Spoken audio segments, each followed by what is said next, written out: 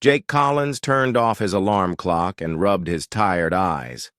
It was another Monday morning in his small apartment in Ohio.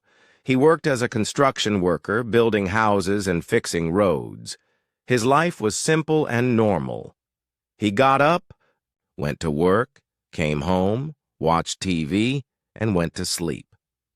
Nothing exciting ever happened to him. That day had been different, though.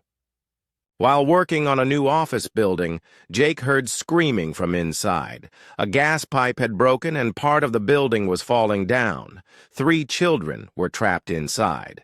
Without thinking, Jake ran into the dangerous building. The ceiling was cracking and smoke filled the air. He found the children hiding under a table, crying and scared.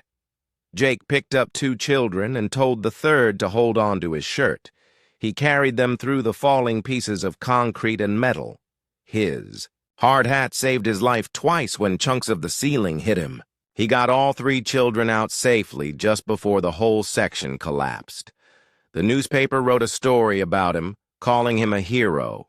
Jake did not feel like a hero. He just did what anyone would do.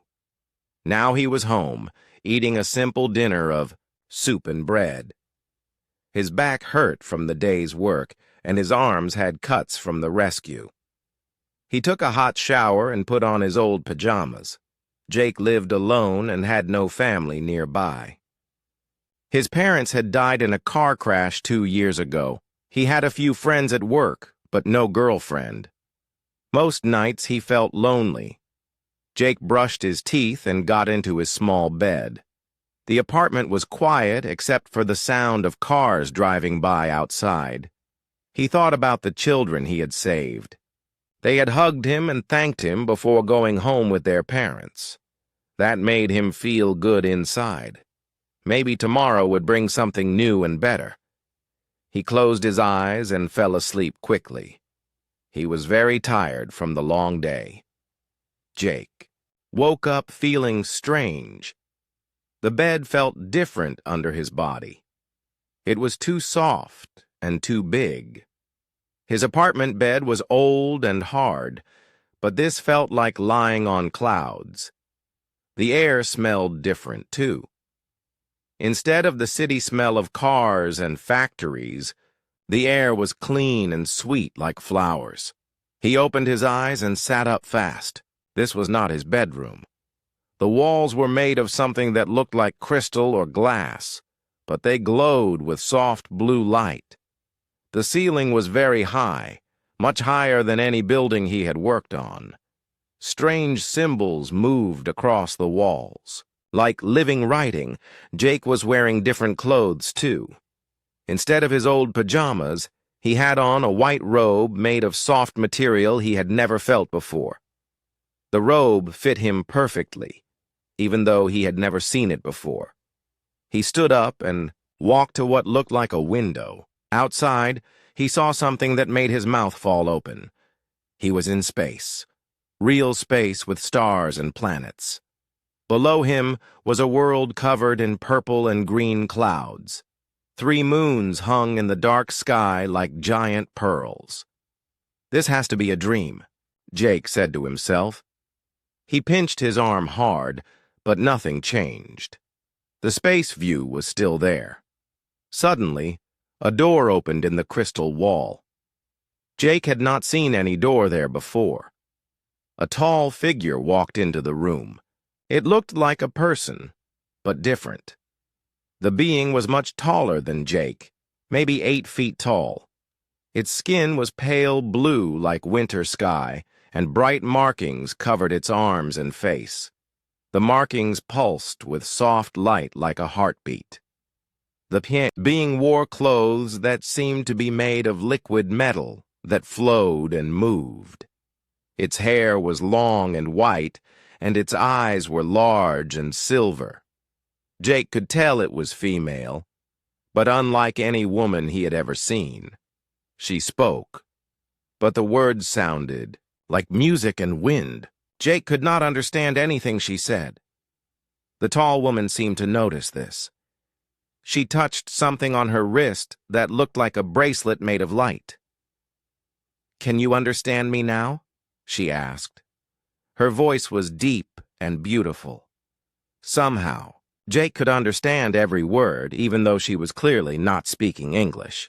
Yes, Jake said. His voice sounded small and scared. Who are you? Where am I? I am Captain Zara Ven of the Valari Imperial Fleet, she said. You are aboard our ship, the Starlight Dawn. We are traveling to our home world. Why am I here? Jake asked. I was just sleeping in my bed. You have been chosen, Captain Zara Ven said. Our Empress has selected you as her potential mate. You showed great courage and kindness when you saved those children. We have been watching your world for many years, studying your people. Jake's legs felt weak. He sat down on the strange bed. Mate? Empress? I don't understand. I'm just a construction worker. Your people call it marriage, the captain explained. Our Empress needs a strong and brave partner, someone who will help save our dying race. Dying race?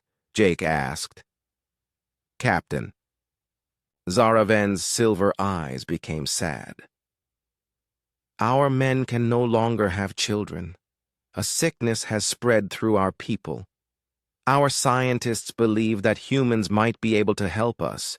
But first, you must prove you are worthy of our Empress. Jake stood up and walked around the room.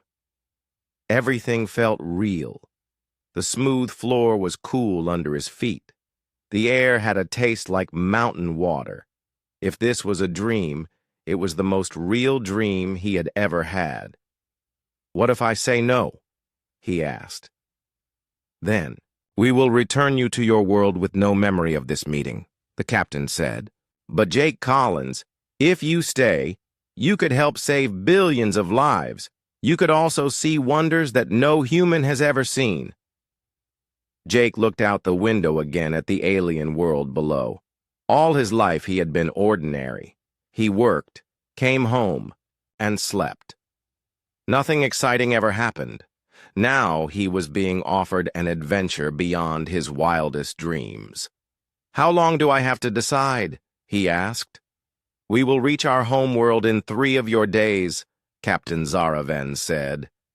Think carefully. This choice will change your life forever. She walked toward the door, which opened by itself as she approached. Food will be brought to you soon.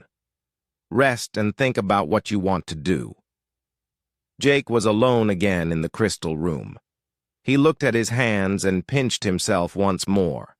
Everything still felt real. Outside the window, stars moved slowly by as the ship traveled through space. For the first time in years, Jake smiled. Maybe this was crazy.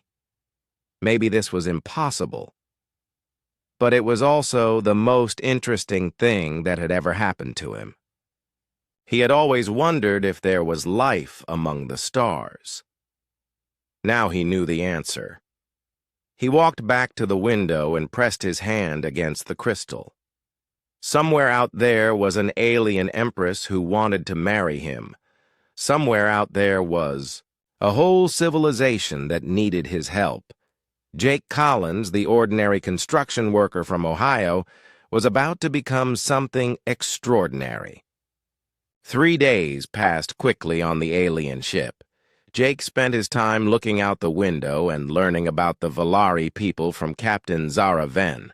She brought him food that tasted strange, but good. The ship had machines that could make any kind of Earth food he wanted, but Jake decided to try the alien dishes. He wanted to understand these people better. The captain told him about their empire. The Valari controlled 12 worlds and many smaller colonies. They were an old race, much older than humans. They had been traveling among the stars for thousands of years.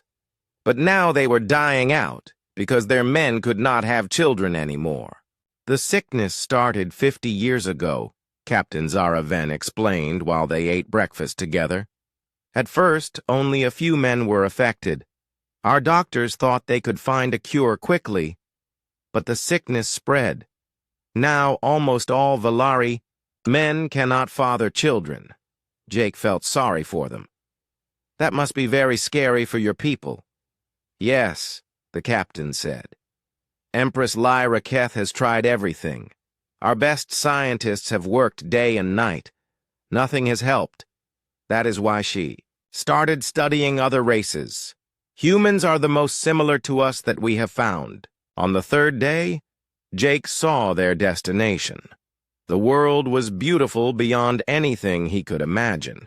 It was covered in floating cities that hung in the air like giant jewelry. Rivers of light connected the cities, and forests glowed with soft colors. 3 purple moons hung in the sky during the day. "Welcome to Nethys Prime," Captain Zaraven said. "The heart of our empire." Their ship landed on a platform made of the same crystal material as Jake's room. When he stepped outside, the air was warm and smelled like flowers and rain. The gravity felt almost the same as Earth, but everything seemed lighter somehow. Hundreds of Valari had gathered to see him. They were all tall and beautiful, with pale blue skin and bright markings. Some had silver hair like Captain Zaraven. Others had hair that was white or pale gold. They whispered among themselves as Jake walked by. He felt like an animal in a zoo. "They have never seen a human before," the captain explained. "You are shorter and darker than they expected. But do not worry. They are just curious." A group of guards led Jake through the crystal city. The buildings were alive with moving lights and floating pieces. Gardens hung in the air without any support he could see. Strange animals with wings like butterflies but bodies like cats flew between the trees. They entered the largest building Jake had ever seen. It was taller than any skyscraper on Earth and made entirely of crystal that changed colors as they walked through it. The walls showed moving pictures of Valari history and beautiful alien worlds. Finally, they reached a huge room with a throne made of what looked like frozen starlight. And there, sitting on the throne, was the most amazing woman Jake had ever seen. Empress Lyra Keth was even taller than Captain Zaraven, probably 9 feet tall. Her skin glowed with silver markings that moved like living art. Her hair was long and white as snow, and her eyes were like looking at stars. She wore a dress that seemed to be made of liquid light that flowed around her body. But what surprised Jake most was that she looked sad. For all her beauty and power, the Empress had the same tired, worried look that he had seen on his mother's face when she was sick. "So," the Empress said in a voice like music, "you are the human who saved the children." Jake did not know if he should bow or shake hands or what. On TV, people always bowed to kings and queens. So he bowed. "Your Majesty," he said, "I am Jake Collins." The Empress smiled for the first time. "You do not need to be so formal, Jake Collins. Please, come closer." Jake walked up the steps to her throne. Up close, he could see that her silver markings pulsed with her heartbeat. Her eyes were kind, but very tired. "Captain Zaraven has told me about your choice," the Empress said. "You agreed to come here and face the trials. That took courage." "I'm still not sure I understand everything," Jake said honestly. "Why me? There are millions of men on Earth. Many of them are smarter and stronger than me." "Sit," the Empress said, pointing to a chair that appeared out of nowhere. "Let me explain." Jake sat down, still amazed by the magic around him. "We have been watching Earth for 20 years, the Empress began. "We studied your wars, your art, your science. We watched how humans treat each other and how they face danger. Most humans are brave only when they have to be. But some humans are brave because they cannot help themselves. You are one of those. I just did what anyone would do, Jake said. No, the Empress said firmly. Our records show that 17 other people saw those children in danger. Only you ran into the building. The others called for help and waited for trained rescue workers. You did not think about your own safety. Jake felt embarrassed. I didn't think at all. I just acted. Exactly, the Empress said. That is what we need. Someone who acts with his heart, not just his brain. Our people have become very careful over the centuries. We plan everything and think about every possibility. But sometimes, action is more important than planning. A tall Valari man in blue robes approached the throne. He had kind eyes and looked older than the others. This is Dr. Kale Sorn, the Empress said. He has studied human culture more than anyone else in our empire. He will be your teacher and guide during the trials. Dr. Kale Sorn bowed to Jake. I am honored to meet the first human to visit our world, he said. I have read all your books and watched all your movies. Humans are a fascinating people. What exactly are these trials? Jake asked. The Empress stood up from her throne. Even standing far away, she was much taller than Jake. There are 3 trials that every potential mate must pass. The test of wisdom, where you must solve problems that affect our people. The test of courage, where you must face physical danger. And the test of heart, where you must show that you truly care about the Valari. What happens if I fail? Jake asked. Then you return to Earth with our thanks and our friendship, the Empress said. But no marriage between us. And if I pass? The Empress looked directly into his eyes. Then you become my husband and help me rule the largest empire in this part of the galaxy. You help us find a cure for our sickness, and you become the bridge between your people and mine. Jake felt dizzy thinking about it. When do the trials start? Tomorrow, Dr. Kale Sorn said. Today you rest and learn about our ways. I will show you our city and explain our customs. As they left the throne room, Jake noticed that not all the Valari looked happy to see him. Some watched him with angry expressions. Others whispered and pointed when they thought he was not looking. Dr. Kale Sorn, Jake said as they walked through. The crystal corridors. Do all your people want me to succeed? The doctor was quiet for a moment. No, he said finally. Some believe that humans are too primitive to help us. They think the Empress should choose a mate from our own people, even if he cannot have children. What do you think? Jake asked. Doctor. Kale Sorn smiled. I think humans have something we have lost. You call it heart. We call it the fire of life. Our people have become cold and careful. Maybe what we need is not just human genes, but human spirit. They reached Jake's new room, which was much larger than his room on the ship. It had a bed, a place to wash, and a window that looked out over the floating city. As the sun set, the buildings began to glow with their own light. Rest well, Jake Collins, Dr. Kale Sorn said. Tomorrow your real adventure begins. That night Jake lay in his crystal bed looking up at the alien stars. He thought about his old life in Ohio. His small apartment, his construction job, his lonely dinners. Then he thought about the sad, beautiful Empress and her dying people. He had come here to help, but he was starting to understand that this was about more than just him. 2 entire races might depend on what happened in the next few days.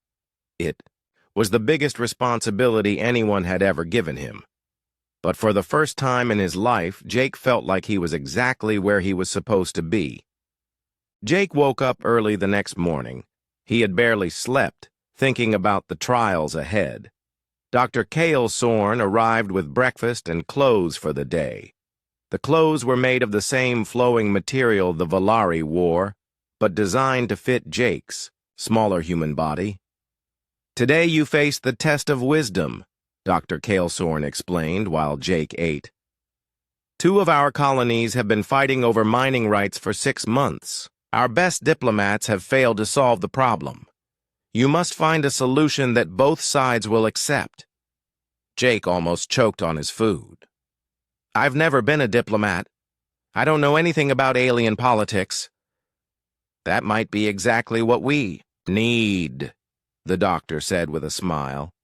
"Sometimes a fresh view can see solutions that experts miss." They traveled to the council chamber in a flying vehicle that moved silently through the air. Jake watched the city pass below them. Valari people went about their daily lives in the floating buildings and hanging gardens. Children played in parks that floated between the structures. It was beautiful, but Jake could see the sadness in their faces even from high above. The council chamber was a huge room with seats arranged in a circle. Representatives from the two fighting colonies sat on opposite sides. They had been arguing for so long that they would not even look at each other. "The mining moon of Talar 7 belongs to the Bright Shore colony," said Representative Velmarn, a stern-looking Valari woman. "We discovered the mineral deposits first and filed the proper claims. But the moon is in our system," argued Representative Dex Koth from the Deep Valley colony. "By ancient law, all resources in a system belong to the colonies in that system." They continued arguing about laws and claims and ancient rights. Jake listened for an hour, trying to understand all the complicated rules. Both sides seemed to have good reasons for their position. No wonder the diplomats could not solve this problem. Finally, Jake asked a simple question. "What minerals are you mining on this moon?" "Crystals that power our starships," Velmarn said. "Very valuable and rare." "How much do you need?" Jake asked. Both representatives looked confused. "As much as we can get," Dexkoth said. "More crystals mean more wealth for our people." Jake stood up and walked to the center of the circle. All the Valari council members watched him carefully. He felt nervous, but he remembered working with difficult contractors on construction sites. Sometimes the simplest solutions worked best. "Here's what I don't understand," Jake said. "You're both spending huge amounts of money fighting over this moon. You've hired lawyers, sent ships to guard the area, and stopped all mining while you argue. How much money have you lost in 6 months?" The representatives looked uncomfortable. They whispered to their advisors and did calculations on their crystal tablets.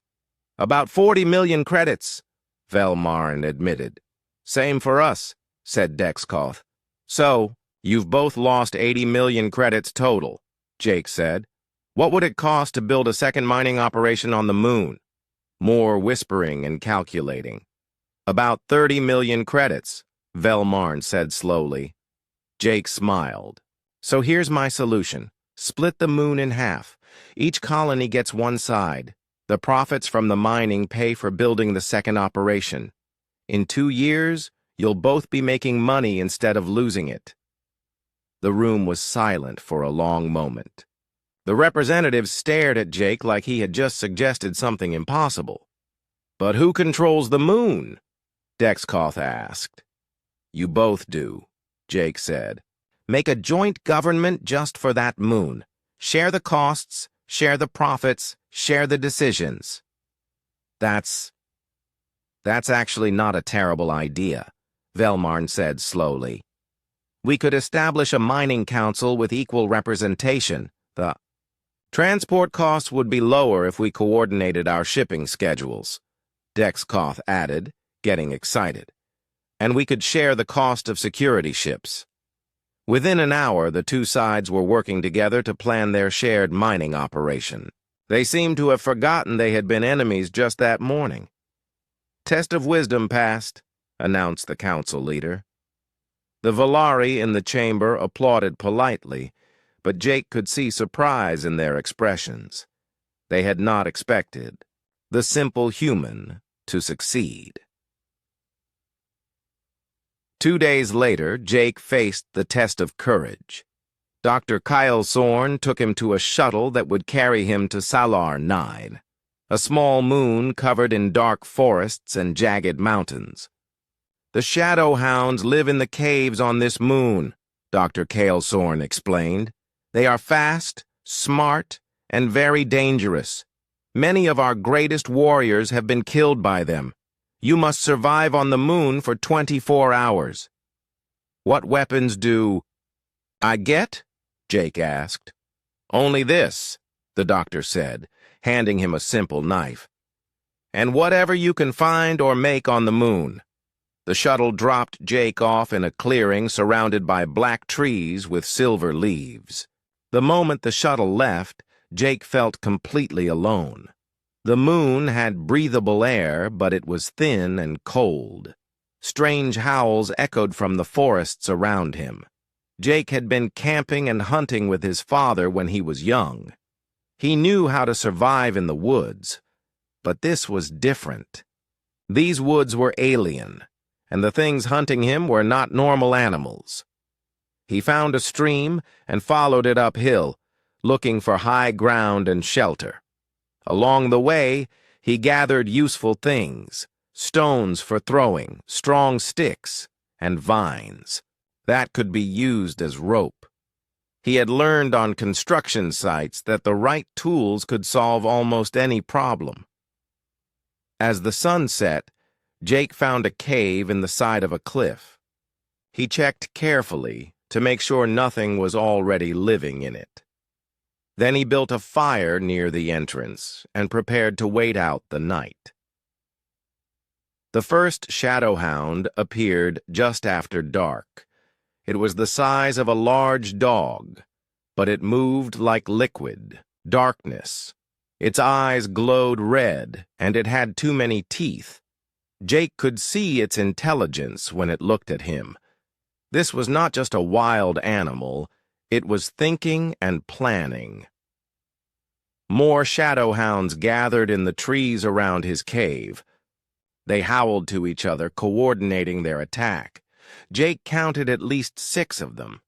They were smart enough to know that one human in a cave would be easy prey if they worked together. But Jake had been thinking too.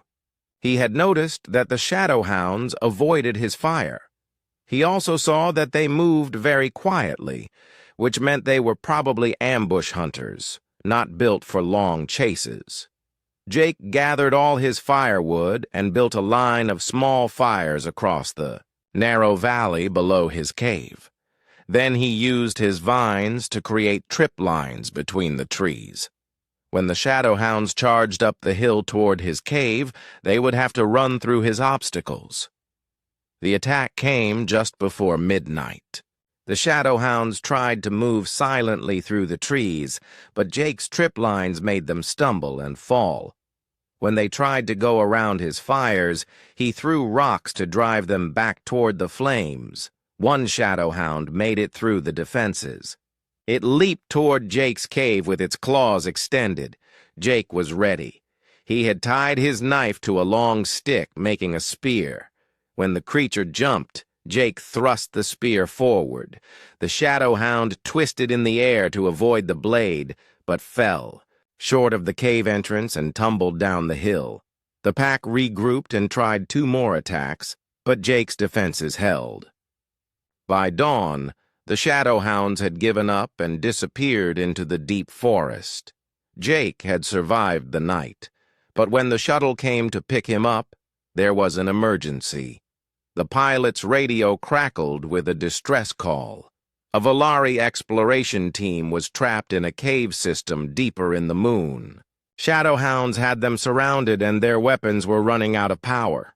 "We have to go rescue them," Jake said. "That is not part of the test," the pilot said. "You have already passed. We should return to the city." I'm not leaving people to die, Jake said firmly. Take me to their location. The pilot hesitated, then changed course. They found the trapped Valari team in a cave complex near the moon's north pole. 12 shadow hounds had them pinned down inside a deep cave. The creatures were patient. They could wait for days until the Valari ran out of food and water. Jake studied the situation from the air. The cave had only one entrance, which made it easy for the shadow hounds to guard. But Jake noticed something the creatures had missed. There was a stream that flowed into the cave system from higher up the mountain. "Can you drop me off near that stream?" Jake asked the pilot. "It's very dangerous," the pilot said. "If you fall, the current will carry you into the caves, but you might drown first." "I've done underwater work on construction sites," Jake said. "I can hold my breath for a long time." Jake jumped into the cold stream and let the current carry him into the cave system. The water was freezing and the rocks scraped his skin, but he made it into the caves behind the shadow hounds. The creatures were so focused on the trapped Valari that they didn't notice Jake swimming up behind them. Jake crept through the dark caves until he found the Valari team. They were surprised to see a human appear out of the water in their desperate situation. "Follow me," Jake whispered. "Stay quiet and stay low." He led them through the water passage to safety. The shadow hounds didn't realize their prey had escaped until the caves were empty. When they returned to the city, word of Jake's rescue spread quickly through the Valari population. He had not only passed the test of courage, but had also saved 12 Valari lives. Even the people who had been against him started to show respect. But Dr. Kalesorn looked worried when he met Jake at the shuttle landing. "What's wrong?" Jake asked. "We need to talk privately," the doctor said. "I have discovered something dangerous." The test of heart began the next morning. Jake was taken to the largest medical center on Nethys Prime, a beautiful building made of white crystal that glowed with healing light. Inside, hundreds of Valari were being treated for the genetic sickness that was killing their race. "Your task is simple," explained Dr. Morisseth, the head of the medical center. "Spend time with our patients, care for them, show us that you understand their suffering and that you truly want to help our people." Jake walked through the long halls of the medical center. The Valari patients lay in beds made of the same crystal material as everything else on their world. Soft music played, and the air smelled like flowers, but Jake could feel the sadness that filled every room. Many of the patients were young men who should have been starting families. Others were older couples who had been trying to have children for years. Some were children born before the sickness spread who might never have brothers or sisters. Jake's first patient was a young Valari named Keldarin. He was about 25 years old in human terms, with pale blue skin and silver markings that barely glowed. The sickness had made his markings dim and his skin gray. "Why are you here, human?" Keldarin asked weakly. "Have you come to stare at the dying Valari like we are animals in a zoo?" Jake pulled a chair next to the bed and sat down. "I'm here to listen," he said simply. "What's your name?" Keldarin seemed surprised by the question. "I am Keldarin of the Mountain City. I was going to be married next year to my beloved Nirawen. Now—" He turned his face away. "Now you're scared you'll never have children," Jake said. "How can you understand?" Keldarin said angrily. "You are human. Your people have no trouble having children. You come from a world where every couple can have as many babies as they want." Jake was quiet for a moment. "You're right," he said. "I can't understand exactly what you're going through, but I do know what it feels like to be alone and scared about the future." He told Keldarin about losing his parents in the car crash. about coming home to an empty apartment every night, about wondering if he would ever find someone to love or if he would die alone. "At least you had parents," Keldarin said. "At least you know what it feels like to be part of a family. I may never know what it's like to hold my own child." "Maybe not," Jake said. "But you still have Nirawen. You still have love. That's more than a lot of people have." They talked for hours. Jake learned that Keldarin was an artist who painted beautiful pictures of Valari landscapes. The young man showed Jake images of his work on a crystal tablet. His paintings were full of hope and beauty, even though he was dying. "Why do you keep painting if you're so sad?" Jake asked. "Because someone needs to remember how beautiful our world is," Keldarin said. "Even if our children never see it, maybe someone else's children will." Jake spent the rest of the day moving from patient to patient. He listened to their stories, held their hands when they cried, and shared his own experiences when it seemed to help. He didn't try to fix their problems or give them false hope. He just sat with them and let them know they were not alone. By evening, word had spread through the medical center that the human actually cared about the Valari patients. More and more people came to talk with him. Some were patients, others were family members, and some were medical workers who were exhausted from trying to save a dying race. Dr. Kale Sorn found Jake in the children's ward, reading a human story to a group of young Valari. The children didn't understand all the words, but they laughed at Jake's funny voices and gasped at the exciting parts. "You are doing well," Dr. Kale Sorn said quietly. "The patients here have not smiled this much in months. They just need someone to listen," Jake said. "Everyone needs that sometimes." But their quiet moment was interrupted by alarms. Emergency lights flashed red, and medical workers ran through the halls. Dr. Kale Sorn grabbed Jake's arm. "Something is wrong," he said. "Come with me." They followed the emergency teams to the research wing of the medical center. Smoke was coming from one of the laboratories, and security guards were everywhere. Jake saw Dr. Mora Seth talking urgently with a tall Valari in military uniform. "General Vex Turon," Dr. Kale Sorn whispered. "This is not good." The general had dark blue skin and red markings instead of the usual silver. His eyes were cold and angry. When he saw Jake, his expression became even darker. "So this is the primitive human who thinks he can save our people," General Vex Turon said loudly. "Look what his presence has brought us. Sabotage in our most important research facility." "What happened?" Jake asked Dr. Mora Seth. "Someone destroyed our main research laboratory," the doctor said sadly. "Years of work on possible cures have been lost. All of our genetic samples, all of our data, everything is gone. And I suppose it's just a coincidence that this happened during the humans test," the general said.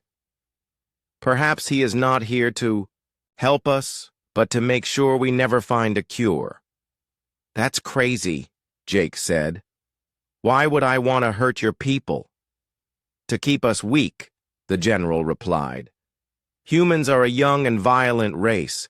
You probably see us as a threat to your world's future." Other Valari began to gather around them. Jake could see doubt in their faces. The general's words were making them suspicious. "General Vex Turon," Dr. Kale Sorn said carefully, "surely you don't believe that Jake would sabotage our research. He has been with patients all day. Many people saw him." "He could have human accomplices," the general said. "We know there is another human on our world. This Lisa Park has had access to our research for years." Jake's heart sank. They were going to blame Lisa for this. And through her, they would blame all humans. "Where is Lisa now?" Jake asked. "We are looking for her," the general said with a cold smile. When we find her, we will have our answers. Jake knew he had to act fast. If they captured Lisa, the general would force her to confess to crimes she didn't commit. Then he would use that confession to convince the Empress that humans could not be trusted. I want to help search for her, Jake said. If she really did this, I want to know why. The general laughed. Humans helping to catch humans? I think not. Then assign some of your soldiers to watch me, Jake said. That way you'll know I'm not helping her escape. General Vex Turon considered this. Very well. Captain Hex Vorin will accompany you. Try anything suspicious, and you will join your friend in prison. Jake spent the next few hours searching the medical center with two of the general's soldiers. But he wasn't really looking for Lisa. He was looking for clues about who had really destroyed the laboratory. In the damaged research wing, Jake noticed something the Valari had missed.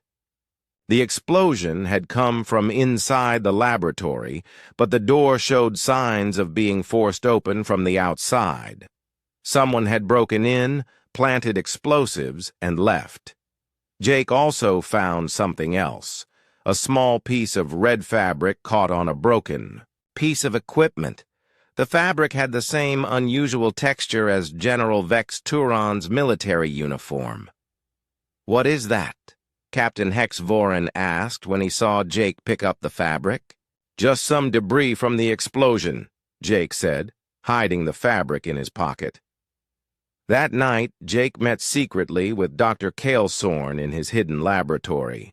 Lisa was there too, hiding from the general's soldiers. They're blaming me for the sabotage, Lisa said. She looked scared and tired. But I was working in the deep archives all day. I have proof. It doesn't matter, Dr. Kalesorn said. The general doesn't want proof. He wants an excuse to declare humans the enemy. Jake showed them the piece of red fabric. I found this in the laboratory. I think the general's people destroyed the research themselves. Why would they do that? Lisa asked. To create a crisis, Jake said. If the Valari people believe that, humans are sabotaging their chances for a cure. They'll support a war against Earth. Dr. Kalesorn examined the fabric under his microscope. This is definitely from a military uniform, but we need more proof if we want to convince the Empress. I have an idea, Jake said, but it's dangerous, and I'll need both of your help. Over. The next few hours, they developed a plan.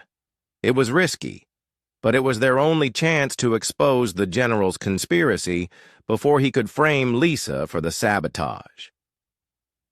The next morning, Jake returned to the medical center as if nothing had happened. He continued caring for the patients, but now many of them looked at him with suspicion. Word of the sabotage had spread, and some Valari believed the general's accusations, but not all of them. Keldarin, the young artist Jake had befriended, approached him during lunch. I don't believe you would hurt us, Keldarin said quietly. You sat with me yesterday when I was afraid. You shared your own pain to help me feel less alone. That is not the action of an enemy. Thank you, Jake said. That means more to me than you know. Many of the patients feel the same way, Keldarin continued. We want to help you if we can. That afternoon, Jake's plan went into action. Dr. Kalesorn had hidden recording devices throughout the medical center. Lisa used her knowledge of the research computers to access security files, and Jake did something that took all the courage he had. He walked directly to General Vex Turon's office and accused him of sabotaging the research. You destroyed that laboratory yourself, Jake said loudly, making sure everyone in the area could hear. You want the Valari people to stay sick, so you can use their desperation to start a war with Earth. The general's face turned dark with rage. How? The great council chamber was packed with Valari from across the Empire. Representatives from all 12 worlds had come to witness Jake's final judgment. Empress Lyra Keth sat on her throne of starlight, but today she looked more like a tired woman than a powerful ruler. General Vex Turon stood in chains before the council. Even as a prisoner, he remained defiant. "You are making a mistake," he said to the assembled Valari. "This human will be the destruction of our people. His primitive race will corrupt our noble civilization. The only corruption here is your own," the Empress replied coldly. "You destroyed our research and planned war against an innocent world. You put your own ambition above the survival of our people." The council voted quickly. General Vex Turon was stripped of his rank and exiled to a distant mining colony. His supporters were removed from their positions, but the damage was already done. The Empire was divided between those who supported peace with humans and those who still believed in conquest. "Jake Collins," the Empress said, turning to face him. "You have passed all 3 trials. You have shown wisdom, courage, and compassion. By the laws of our people, you are worthy to be my mate and co-ruler of this empire." The chamber fell silent. This was the moment everyone had been waiting for. Jake stood up and walked to the center of the room. All eyes were on him. "Your Majesty," Jake said, "I am honored by your offer. But before I accept, I need to ask for something that has never been asked before." The Empress raised an eyebrow. "What do you request?" "I want to go back to Earth first," Jake said. "I want to bring a delegation of Valari leaders with me. Let your people see my world and meet my people. Let humans learn about the Valari Empire. Then, if both sides agree, we can talk about marriage and alliance." The council chamber erupted in shocked whispers. No one had expected this request. "You want to delay the marriage?" asked Council Leader Vorthine. "Our people are dying. Every day we wait, more Valari lose hope of ever having children." "I understand your urgency," Jake said, "but I've learned something during my time here. The real solution to your problem isn't just genetic compatibility, it's trust and cooperation between our species. If we rush into this marriage without that foundation, it will fail." Empress Lyra Keth studied Jake's face carefully. "You speak wisdom," she said finally, "but some of my people will not wait much longer. There are already whispers of replacing me with a leader who favors military action." "Then we move fast," Jake said. "Give me 2 weeks on Earth. Let me bring your diplomats to meet with our leaders. Let our scientists work together. Show both our peoples that cooperation is better than conquest." The Empress was quiet for a long moment. Then she smiled. "Very well, but I have one condition. I will come to Earth myself as head of the diplomatic mission." The council chamber gasped. No Valari ruler had ever left their home system. "Your Majesty," Council Leader Vorthine protested, "it's too dangerous. What if the humans capture you?" "Then Jake Collins will answer for my safety with his life," the Empress said, looking directly at him. "Are you willing to make that pledge?"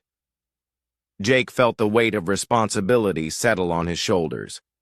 If anything happened to the Empress on Earth, it would mean war between the 2 worlds. "I pledge my life for your safety," Jake said. 3 days. Later, a small Valari fleet approached Earth. Jake stood on the bridge of the flagship, watching his homeworld grow larger on the crystal viewing screen. It looked so small and blue after seeing the vast Valari Empire, but it was still home. "Your world is beautiful," Empress Lyra Keth said, standing beside him. The blue oceans and white clouds remind me of paintings from our ancient art. Wait until you see a sunset, Jake said, or the northern lights. Earth has its own magic. The first challenge came immediately. Earth's military detected the alien ships and scrambled fighter jets to intercept them. Jake had to use the Valari communication system to contact his own government and convince them not to attack. "This is Jake Collins," he said into the radio. "I know this sounds crazy, but I'm calling from an alien spaceship. We're here in peace. Please don't shoot."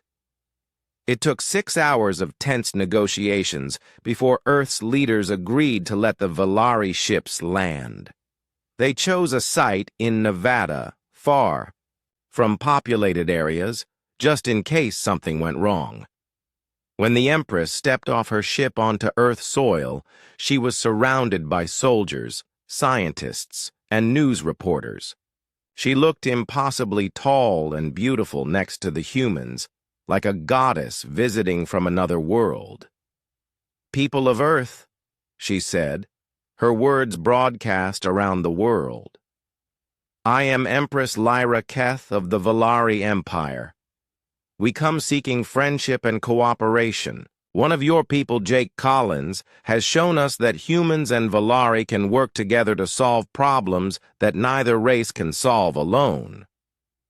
The next 2 weeks were the most intense of Jake's life. He served as translator and cultural guide as Valari diplomats met with world leaders. The negotiations were difficult. Many humans were afraid of the advanced alien technology. Many Valari still believed humans were too primitive to be useful partners. But slowly, progress was made. Dr. Cale Sorn and Lisa Park worked with Earth's best scientists to share medical knowledge.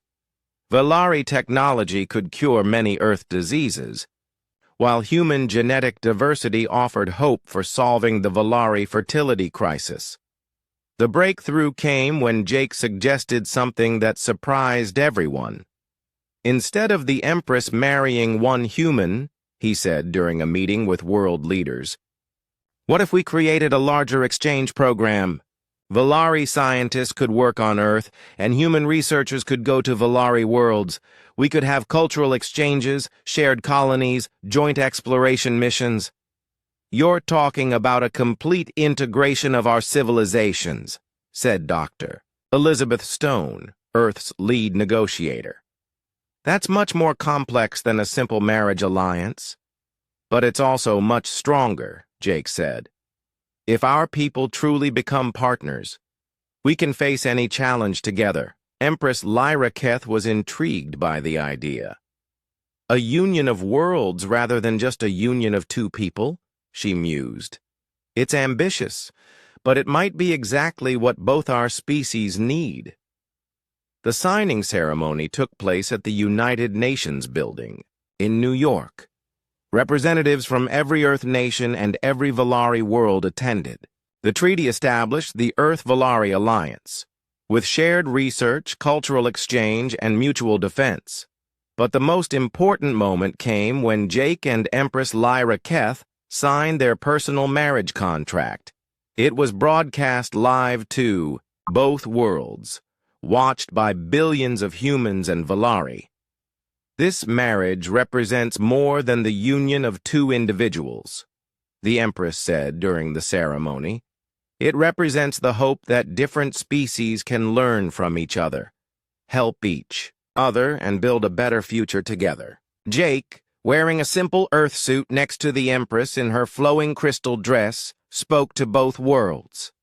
"6 months ago, I was just a construction worker who had never imagined life beyond Earth," he said. "Now I'm part of something bigger than I ever dreamed possible. This alliance isn't about one species saving another. It's about all of us working together to become something greater than we could be alone." The wedding celebration lasted for 3 days, with representatives from both worlds sharing food, music, and stories. Humans tried Valari crystal fruit, while Valari tasted Earth chocolate for the first time. Children from both species played, together in games that needed no translation. 1 year later, Jake stood in the observation deck of the new Joint Research Station orbiting Earth. Through the crystal windows, he could see Valari ships working alongside human vessels to build a massive space laboratory. The station would be the first of many cooperative projects between their civilizations. Empress Lyra Keth, now also known as Queen Lyra Collins, joined him at the window. Her silver markings glowed brighter than they had when Jake first met her. The doctors said it was a sign of improved health and happiness. "Any regrets?" she asked, taking his hand. Jake thought about his old life in Ohio, his small apartment, his lonely dinners, his simple job. Then he looked out at the stars, where human and Valari explorers were discovering new worlds together. "None," he said. "This is exactly where I'm supposed to be." In the research labs below them, human and Valari scientists were making breakthrough discoveries every day. They had already found treatments for several genetic diseases that affected both species. Children born from human-Valari partnerships were healthy and strong, carrying the best traits of both races. More importantly, the alliance had attracted attention from other alien civilizations. 3 new species had made contact, drawn by the success of human-Valari cooperation. The galaxy was becoming a more connected and peaceful place. Jake Collins, the construction worker who had gone to bed alone in Ohio, was now prince consort of an interstellar empire and Earth's first ambassador to the stars.